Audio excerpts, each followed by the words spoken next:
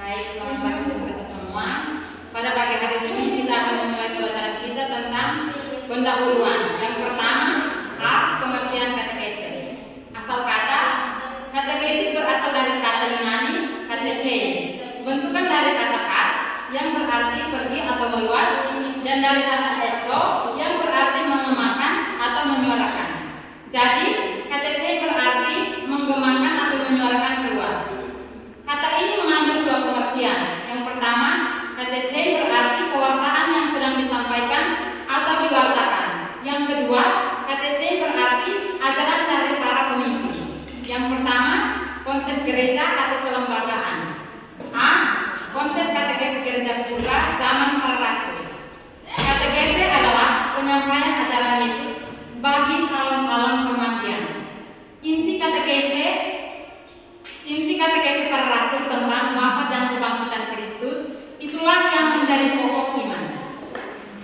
Iman akan wafat dan kebangkitan Kristus itulah yang menjadi kunci keselamatan orang Kristen atau para murid Kristus. B. Para bapak-bapak gereja. Katekese adalah pengajaran dan latihan bagi calon baptis. Sesudah zaman para rasul, pewartaan berjalan terus. Pewartaan diteruskan oleh para bapak gereja.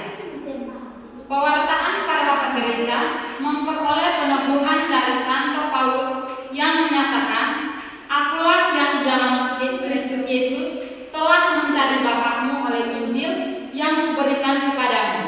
Mari kita sama-sama membuka kitab suci 1 Korintus bab 4 ayat 15. Bagiku hidup adalah Kristus. Filipi bab 1 ayat 21. Tetapi aku tidak menghiraukan nyawaku sedikit pun, asal saja aku dapat mencapai garis finish dan menyelesaikan pelayanan yang ditugaskan oleh Tuhan Yesus kepadaku untuk memberikan kesaksian tentang Injil. Kisah Para Rasul bab 20 ayat 24. Isi pewartaan mereka selalu berpusat pada sejarah keselamatan yang terlaksana dalam Yesus Kristus. C.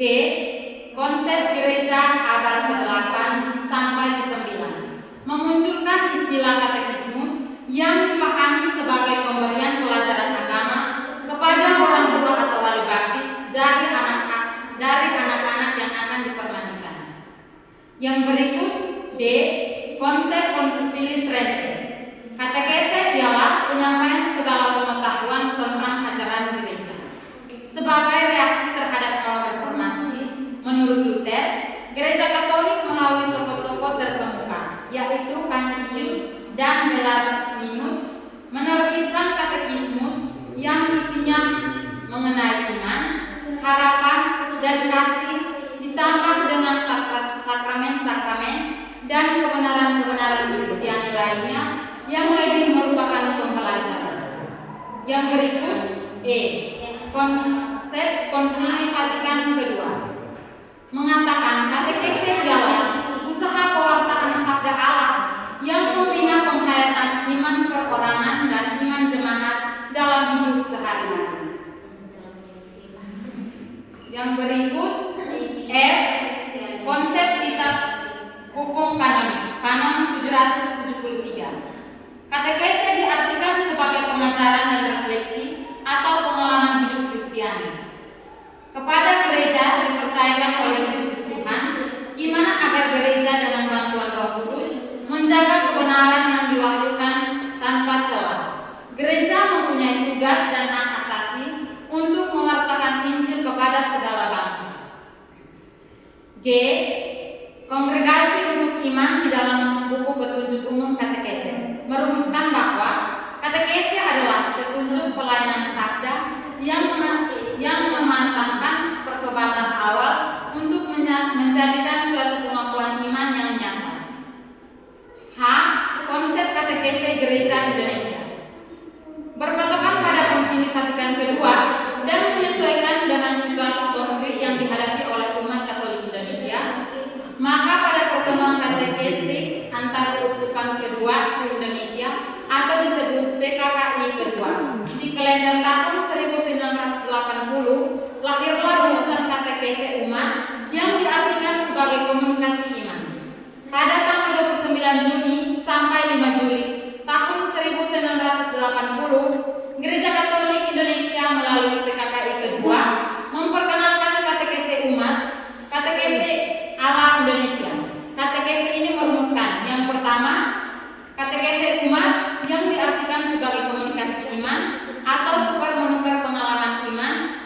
pemeliharaan iman antar anggota jemaat. Yang kedua, dalam katekese umat, kita bersaksi tentang iman akan Yesus Kristus, pengantara Allah yang bersabda kepada kita. Yang ketiga, yang berkatekese adalah umat. Peran dan keterlibatan umat dalam karya katekese sesungguhnya mencapai pengertian sebagai umat Katolik. Yang berikut dalam katekese umat, fungsi pemimpinan katekese adalah pengarah dan pemuda atau fasilitator, yaitu pelayan yang menciptakan suasana komunikatif. Yang berikut, komunikasi iman dalam katekese untuk menempatkan peserta sebagai sesama iman yang sederajat.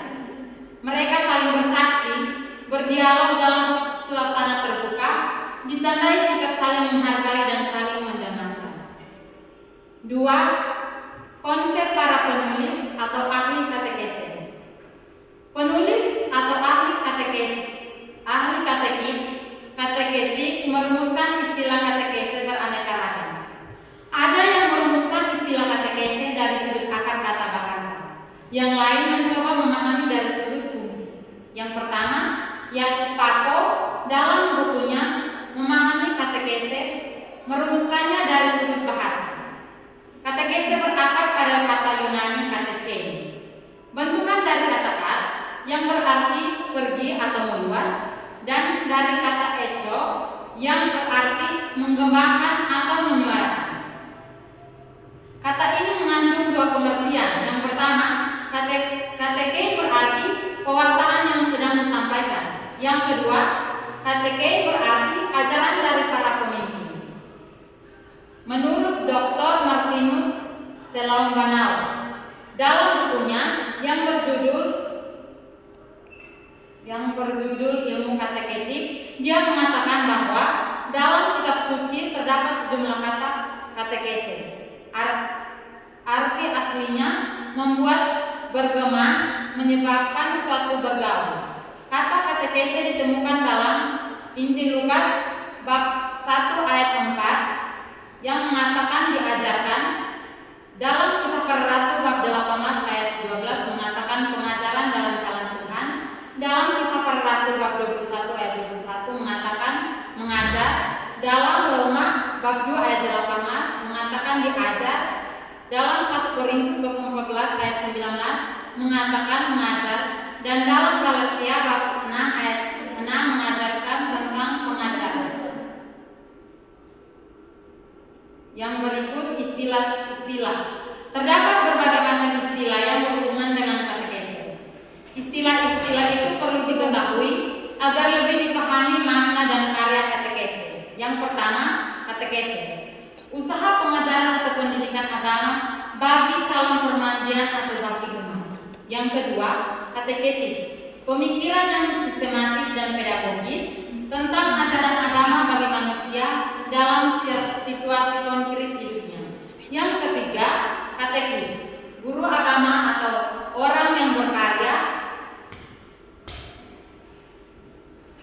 Guru agama atau orang yang berkarya atas nama gereja mewartakan sabda Tuhan.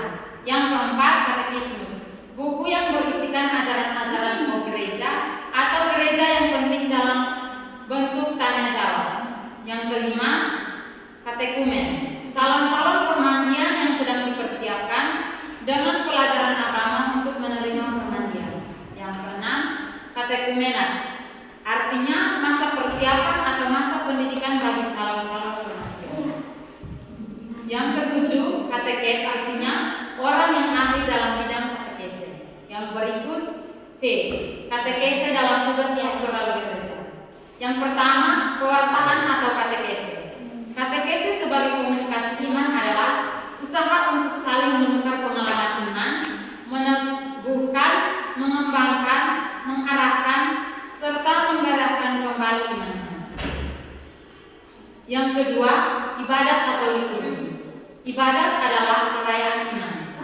Dalamnya orang mengungkapkan imannya dan menangkapi karya keselamatan dari Tuhan dengan bersyukur, berterima kasih, bertobat, dan memuliakan. Ibadat ini terlaksana dalam perayaan-perayaan, doa pribadi dan doa bersama secara resmi bimbingan khusus atau poimeni.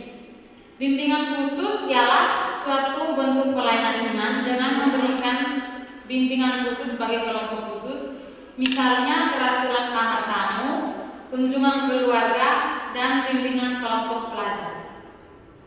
Yang keempat, perwujudan iman dalam masyarakat atau diakonia.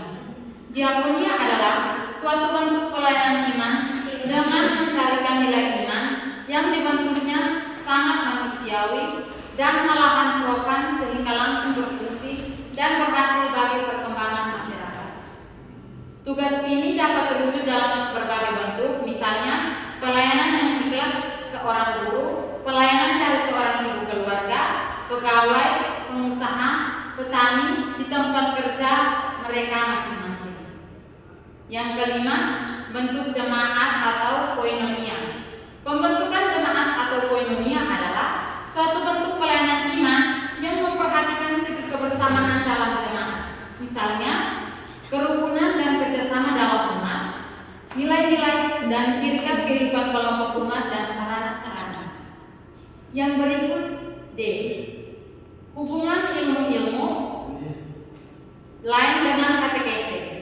Yang pertama, antropologi, ilmu pengetahuan yang mempelajari tentang manusia dan kebudayaan seperti tentang asal manusia, perbedaan ras, adat istiadat, dan cara hidup masing-masing suku, bahasa, kesenian, dan lain-lain. Yang kedua, sosiologi, ilmu pengetahuan yang mempelajari tingkah laku manusia yang saling berhubungan dan saling mempengaruhi satu sama lain sebagai kelompok dalam suatu masyarakat. Yang ketiga, psikologi, ilmu yang mempelajari jiwa, kegiatan dan tingkah laku manusia. Yang keempat, pedagogi, ilmu yang mempelajari bagaimana mendidik manusia menjadi seorang yang lebih dewasa. Yang kelima, teologi, ilmu yang mempelajari secara ilmiah dan dapat dipertanggungjawabkan tentang iman. Yang keenam, evangelisasi ialah kegiatan mewartakan Injil kepada semua lapisan manusia untuk membangkitkan dan memupuk iman. Sumbangan ilmu ini bagi katekese ialah memberikan nilai iman sehingga lebih dihayati. Yang berikut, E. Bentuk katekese. Ditinjau dari segi penyajiannya, katekese dapat dibedakan menjadi 3 bentuk. Yang pertama, bentuk praktis.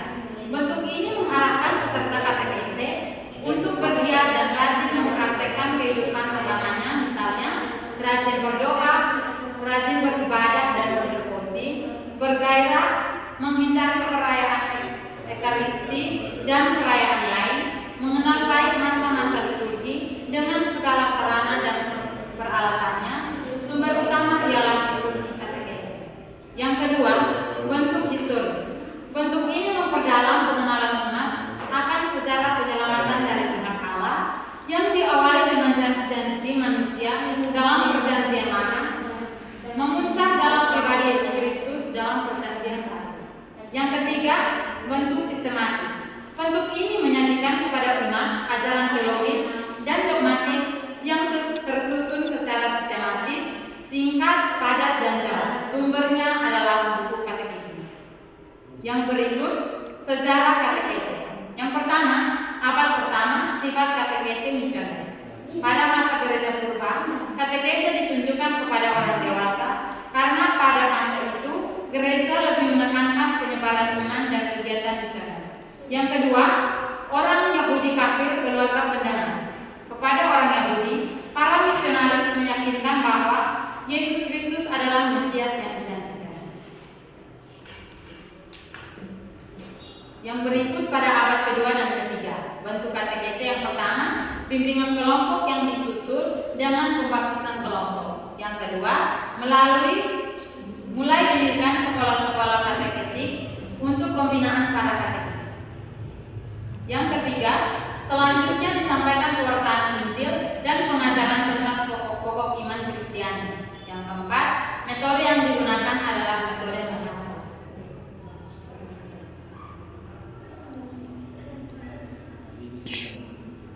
Baik, sekian pelajaran kita hari ini. Pelajaran selanjutnya akan dilanjutkan pada minggu depan dasar teologi